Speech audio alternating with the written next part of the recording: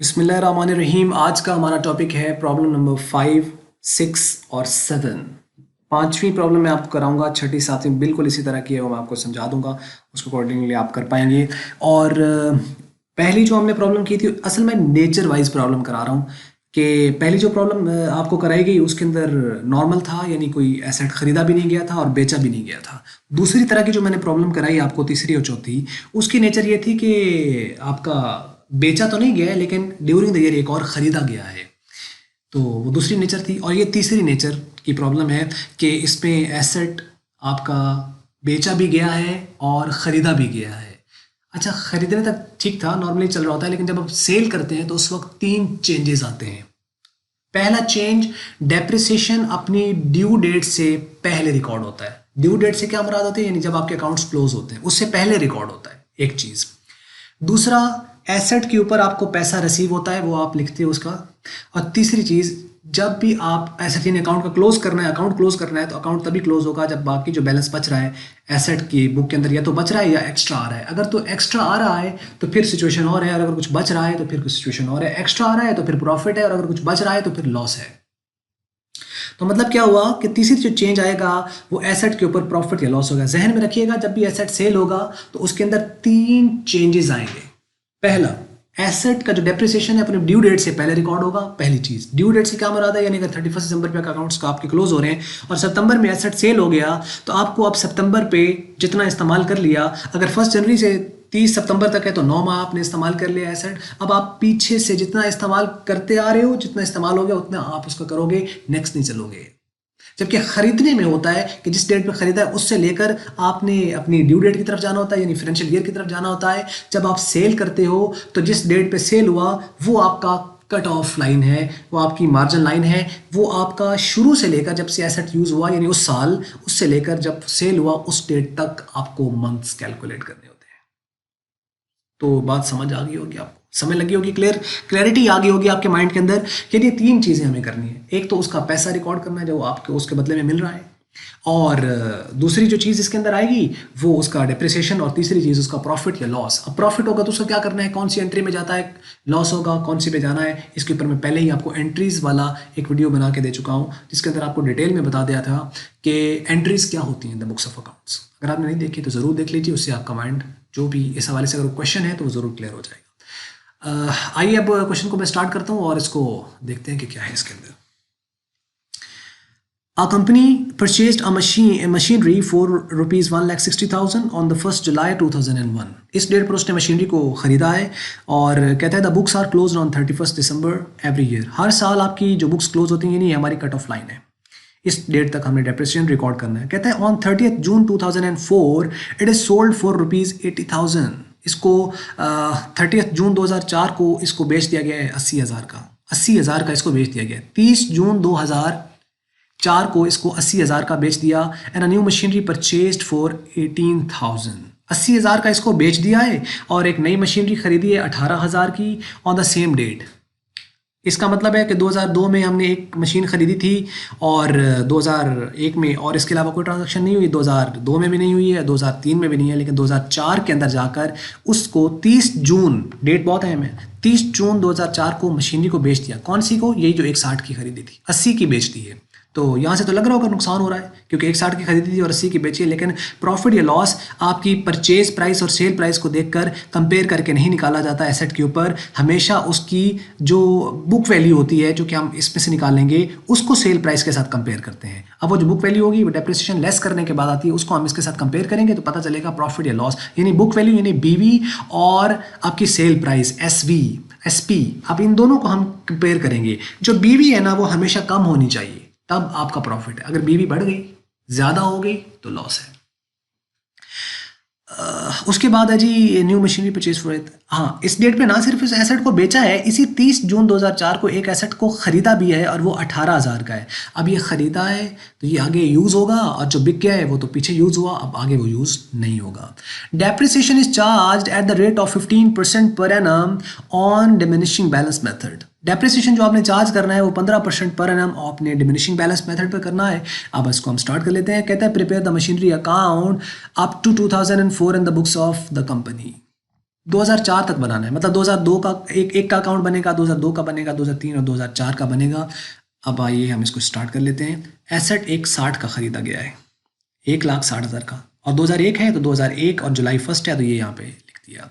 अब बैंक का रेफरेंस आएगा, 1,60,000 रकम आ जाएगी, और इस 2001 में कोई ट्रांजैक्शन हुई नहीं है तो आपका जो एंडिंग डेट है वो आ जाएगी 2001 31 दिसंबर। और डेप्रिसिएशन मेथड आपको मालूम है कि इसके अंदर मेथड डिमिनिशिंग से हमने करना है, यानी जो बैलेंस बचता जाएगा उस पर हम करते चले जाएंगे। अब आपने क्या करना है, डेप्रिसिएशन लेना है इसके ऊपर 15%, लेकिन वो तो आएगा पूरे साल का, वो तो आएगा पूरे साल का, मतलब 1,60,000 और इसको मल्टीप्लाई किया 15%। 15% का मतलब है यानी 100 पे डिवाइड कर दो तो 0.15 आ जाएगा। इसको मल्टीप्लाई कर देंगे आप 6 के साथ और डिवाइड कर देंगे इसको 12 के साथ। क्यों ऐसा किया? क्योंकि 6 माह यूज़ हुआ। जुलाई से दिसंबर तक कितने मंथ यूज़ हुआ है एसेट? जुलाई को आया है ना, तो जुलाई शामिल है। जुलाई, अगस्त, सितंबर, अक्टूबर, नवंबर, दिसंबर, 6 मंथ्स बनते हैं। तो 6/12 पे क्यों डिवाइड किया? मैं पहले बता चुका हूँ पिछली वीडियो के अंदर, क्योंकि 12 पे डिवाइड करने मतलब एक मंथ का आ जाए और जितने मंथ्स यूज़ हुआ उससे मल्टीप्लाई कर देंगे उतने का आ जाएगा। तो 3 मंथ्स यूज़ हुआ तो 3/12 हो जाता है। नीचे वाला फिक्स है 12 और ये वेरी करेगा जितने मंथ यूज़ हुआ। अब इसको अगर आप काउंट करते हो, ये आप कैलकुलेट करोगे तो ये आपका 12,000 बनेगा, जो कि ये आ रहा है। ये नीचे आप वर्किंग में शो कर सकते हो।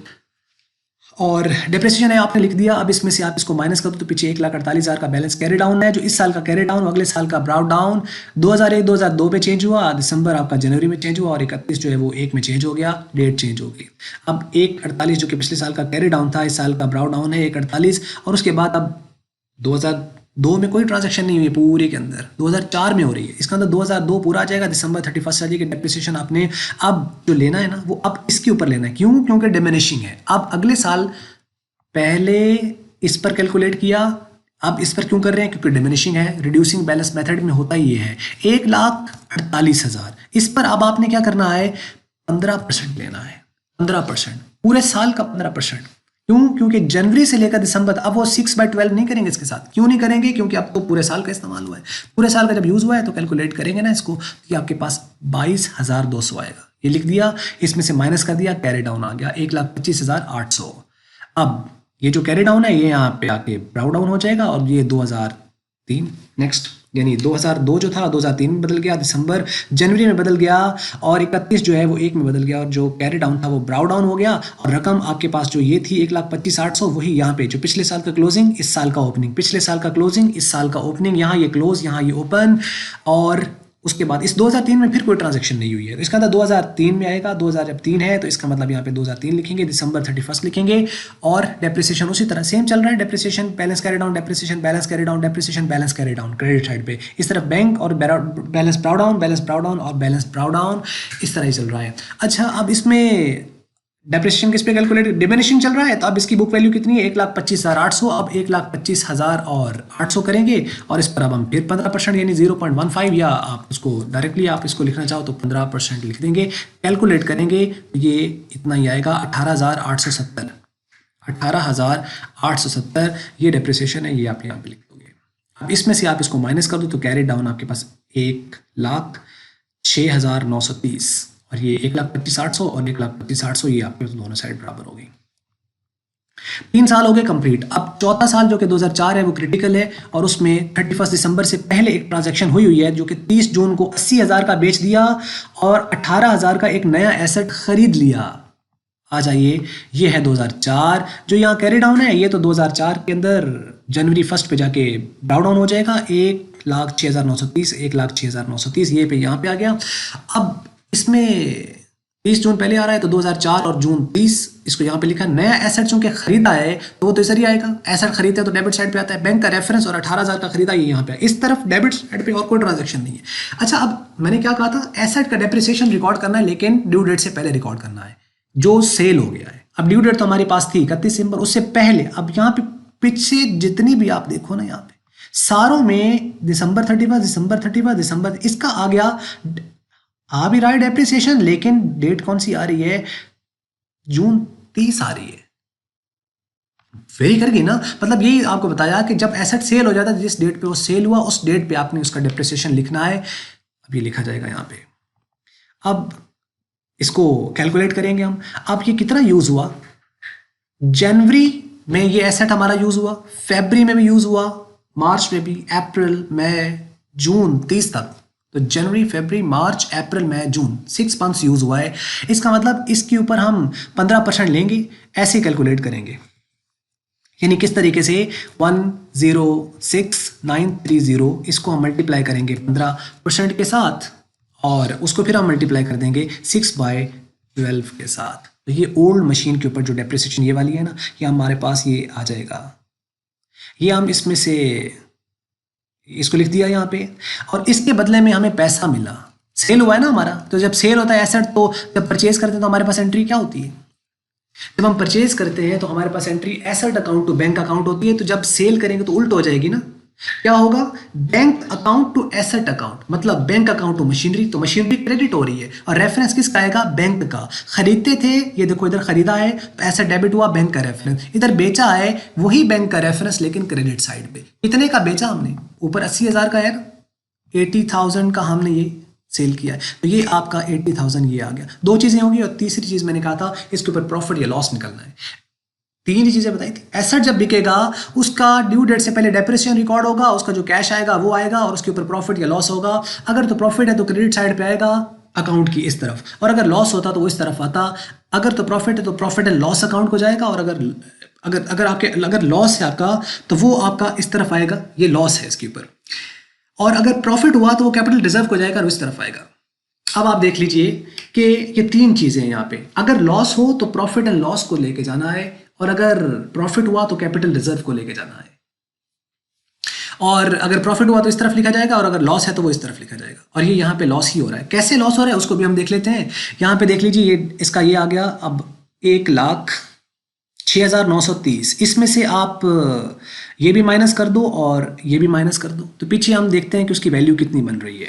अब आप इसको करके देख लो कि 1,06,930, 1,06,930, इसमें से आप माइनस कर दो 8019.75, और उसके बाद जो बुक वैल्यू इसके कैश में रिसीव हो रहा है 80,000, वो भी रिसीव कर लो। ये आप करोगे ना तो पीछे आपकी 1,8910.25 ये बचेगी। इसका मतलब ये अभी भी इसकी डेबिट बैलेंस बच रहा है, जिसके बदले में हमें कुछ आ नहीं रहा है। अब आप इसको डेबिट बैलेंस को, एसेट तो हमारे पास रहे नहीं, इसको बुक्स ऑफ अकाउंट्स में नहीं रहना चाहिए। इसका मतलब ये हुआ कि इसको हम एसेट को कर देंगे क्रेडिट, और ये चला जाएगा प्रॉफिट एंड लॉस को। तो इसी रकम से हमारे पास एंट्री बनेगी प्रॉफिट एंड लॉस अकाउंट, उसमें हम क्लोज कर देंगे। असल में क्लोजिंग एंट्री है profit and loss account to asset account, profit and loss account to asset account. To asset credit हो रहा है तो प्रॉफिट एंड लॉस का रेफरेंस आएगा। असल में ये लॉस है, असल में ये क्या है? ये आपका लॉस है। ये रकम लिख दी। अब अगर आप इन तीनों को टोटल करें ना तो ये इसके इक्वल आएंगे।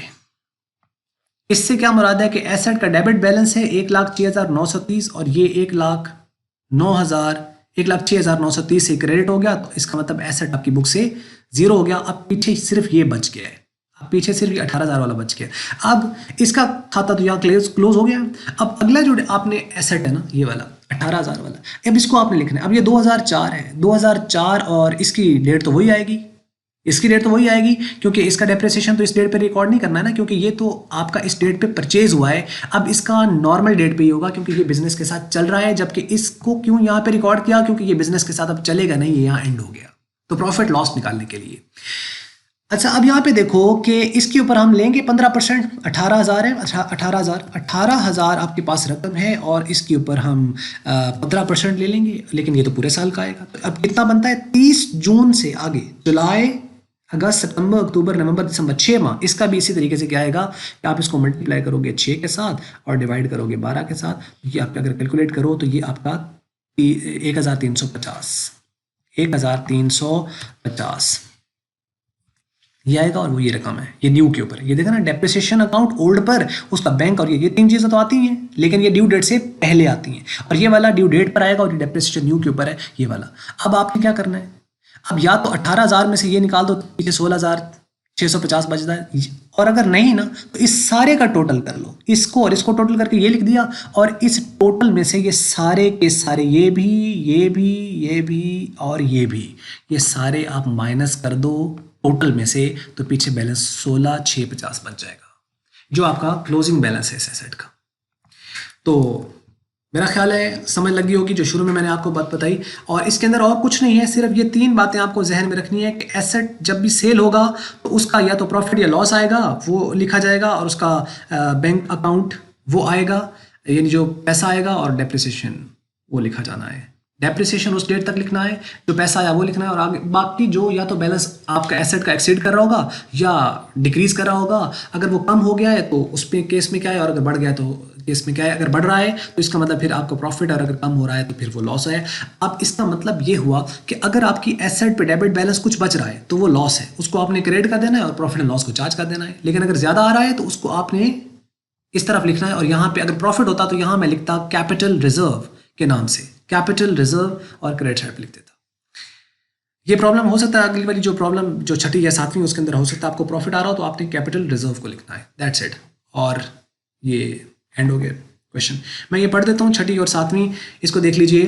कहता है कि a firm purchase second hand truck, second hand truck खरीदे, फर्स्ट हैंड खरीदे, थर्ड हैंड खरीदे, हमें इससे कोई खर्च नहीं है। ट्रक खरीदा है, एसेट है, 50,000 का एसेट ऑन 1 जनवरी 2002, और स्पेंड किए उसने 20,000 उसके ऊपर खर्चा, यानी 50 ये और 20 ऐड हो जाएगा तो 70,000 हो जाएगा। ये क्योंकि ओवरहॉलिंग है यानी उसकी मेंटेनेंस के ऊपर, तो 70,000 उसकी कॉस्ट है। डेबिट साइड पे बैंक का रेफरेंस है, 70,000 लिखते जाएगा। Depreciation is written of 10% per annum, rate of depreciation 10% है। On reducing balance method, method कौन सा यूज करना है, रिड्यूसिंग। रिड्यूसिंग बैलेंस मेथड असल में डिमिनिशिंग या डिक्लाइनिंग का दूसरा नाम है, वही चीज़ है। On 30 June 2005 truck was sold for 30,000 being unsuitable, इस डेट पर 30 जून को उसने बेच दिया। सिर्फ बेचा है, खरीदा नहीं है, तो बस ठीक है, तो बेच दिया है तो इसका 30 जून तक आपने उसके डेप्रिसिएशन भी लिखना है, उसकी जो प्राइस आपके पास 30,000 आ रही है ये भी लिखना है। हो सकता है प्रॉफिट पे जा रहा हो सकता है लॉस पे जा रहा हो, वो आप इसको कैलकुलेट कर लेंगे। प्रिपेयर द ट्रक अकाउंट 2002 से लेकर 2005 तक, और अज्यूमिंग दैट अकाउंट्स कब क्लोज हो रहे हैं, 31 दिसंबर 2000 पे, 31 दिसंबर एवरी ईयर आपके क्लोज होते हैं। तो ये सिंपल बिल्कुल उसी तरह है, बल्कि ऊपर वाले से आसान है कि आप एसेट खरीद नहीं रहे हो, सिर्फ बेच रहे हो। 1 जुलाई 2002 को बशारत ने परचेज की है मशीनरी 60,000 की, और 1 जुलाई है और डेट आपके इंपॉर्टेंट है, उसके अकॉर्डिंगली आपने इसको लिख देना है जितना डेप्रिसिएशन बनेगा। Depreciation is to be provided at the rate of 10% on the diminishing balance method each year, हर साल आपने 10% डिमिनिशिंग पर लेना है। और 31 अक्टूबर 2004 को मशीनरी आपने बेच दी है 24,000 की, एज दे बिकम यूजलेस होगी। ऑन द सेम डेट ही purchase a new machinery for 20,000, 20,000 की उसने एक और मशीनरी खरीद ली है। प्रिपेयर द मशीनरी अकाउंट 2002 से लेकर 2005 तक, और अकाउंट्स क्लोज होते हैं 31 दिसंबर पे। अब आपको पता है सेम चीज़ है, डिमिनिशिंग बैलेंस मेथड से ही इसको करना है, सेम जैसे ऊपर डेटा दिया हुआ है उसी तरह हो जाएगा। ये थी प्रॉब्लम्स, और उम्मीद करते हैं आपको समझ लगी होगी। अगर फिर भी कोई क्वेश्चन है तो आप हमें कमेंट्स में लिख सकते हैं, और अगर आपको वीडियो अच्छी लगी है तो उसको आप लाइक कर सकते हैं, और अगर आपको अच्छी नहीं लगी तो आप इसको ज़रूर डिसलाइक कीजिए। और वीडियो देखने का हमेशा की तरह आपका बहुत बहुत शुक्रिया।